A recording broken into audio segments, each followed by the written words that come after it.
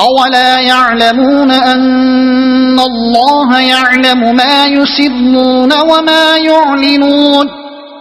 ومنهم أميون لا يعلمون الكتاب إلا أماني وإن هم إلا يظنون فويل للذين يكتبون الكتاب بأيديهم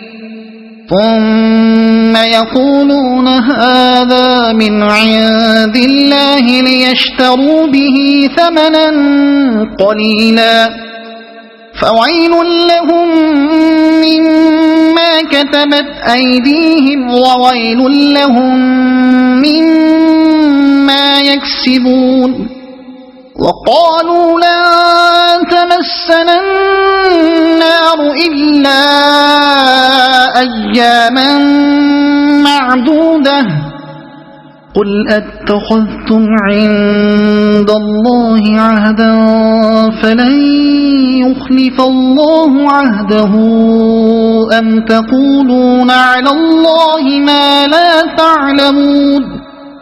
بلى من كسب سيئة وأحاطت به